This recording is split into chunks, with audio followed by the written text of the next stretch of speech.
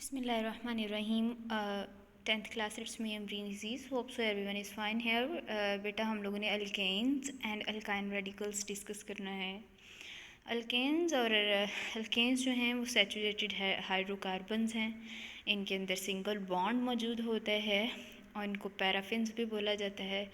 Para means little and fins mean affinity. इनकी जो affinity attraction है वो लिटल होती, थोड़ी होती है, ठीक है। Paraffins little affinity.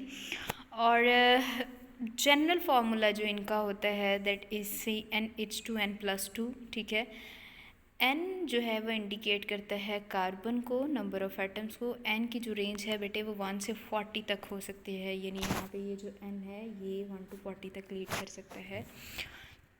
नेक्स्ट बेटे, हमने सेम होमोलोगस सीरीज़ जो हैं वो पाई जाती हैं इनके अंदर। होमोलोगस सीरीज़ का मतलब है कि इनकी जो सीरीज़ एक चेन पूरी चलती है वो सिमिलर होती है, ठीक है।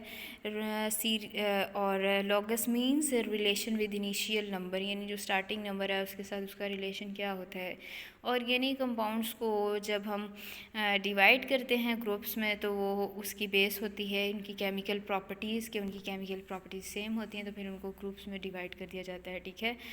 तो जो ग्रुप्स हैं ये होमोलोगस सीरीज़ शो करते हैं। होमोलोगस सीरीज़ की प्रॉपर्टीज़ ये हैं कि इनका फॉर्मूला हमेशा से CnH2n+2 अल्केन के लिए, अल्कीन के लिए CnH2n-2 आ जाता है, ठीक है। और इसी तरह से इनके सक्सेसिव नंबर जो हैं वो सीरीज़ के बढ़ते रहते हैं, डिफ़र होते जाते हैं, एक यूनिट की तब्दीली आती रहती है, ठीक है। जैसे CH2 है and 14 units in relative mole mass 12, 1+2, 12 multiply by 1+2 multiply by 2 equal to 12 + 14 equal to 14 units. यानी इनकी जो होमोलोगस सीरीज़ है उसके अंदर जो है वो डिफ़र होता है एक यूनिट का, ठीक है। तो हर नेक्स्ट वाले में जो है वो एक यूनिट तब्दील होता रहता है जिसकी वजह से ये पूरी होमोलोगस सीरीज़ बनती है। इनकी सिमिलर केमिकल प्रॉपर्टीज़ होती हैं और सिमिलर केमिकल प्रॉपर्टीज़ में ये कि सेम फंक्शनल ग्रुप्स पाए जाते हैं। आपने फंक्शनल ग्रुप्स डिस्कस किए हैं तो वो फंक्शनल ग्रुप्स यहाँ पे सेम पाए जाते हैं, ठीक है। इनका जब मॉलिक्यूलर मास जो है वो इंक्रीज़ करता है तो इनकी फ़िज़िकल प्रॉपर्टीज़ जो हैं वो चेंज होती हैं, जैसे मेल्टिंग बॉइलिंग पॉइंट वगैरह जो है वो इंक्रीज़ कर जाती हैं ग्रेजुअली अल्केन अल्कीन अल्काइन की, ठीक है। इनके मेथड ऑफ प्रेपरेशन सेम है ऑलमोस्ट, ठीक है। हाइड्रोकार्बन्स जो हैं वो ऑर्गेनिक कंपाउंड्स हैं, ठीक है, और बाकी जो हैं वो डिराइव्ड हैं उनसे। अल्काइल रेडिकल्स की फॉर्मेशन डिस्कस करनी है बेटे। अल्काइल रेडिकल अल्केन से निकले हैं, कैसे कि जब इनके अंदर से एक अल्केन में से एक हाइड्रोजन एटम रिमूव कर दिया जाएगा तो अल्काइल रेडिकल बन जाएगा। इनकी रिप्रेजेंटेशन होती है आर से। इनके एंड पे जो अल्केन के एन आ रहा होता है उसको YL से जो है वो रिप्लेस कर दिया जाता है। जैसे एथेन हो तो इथाइल बन जाएगा, फॉर्मूला CnH2n+1 हो जाएगा, ठीक है। ये है अल्काइल रेडिकल की फॉर्मेशन।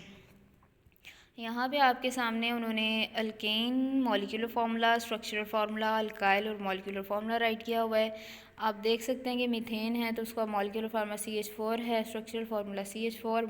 अल्काइल उसका बनाया तो मिथाइल, तो एक जो हाइड्रोजन है माइनस हो जाएगा, रिमूव हो जाएगा। तो CH4 था तो CH4 से अल्काइल बनाया तो क्या हो गया CH3। इसी तरह से एक एक आप माइनस करते जाएंगे हाइड्रोजन तो ये क्या बनता जाएगा, अल्काइल बनता जाएगा।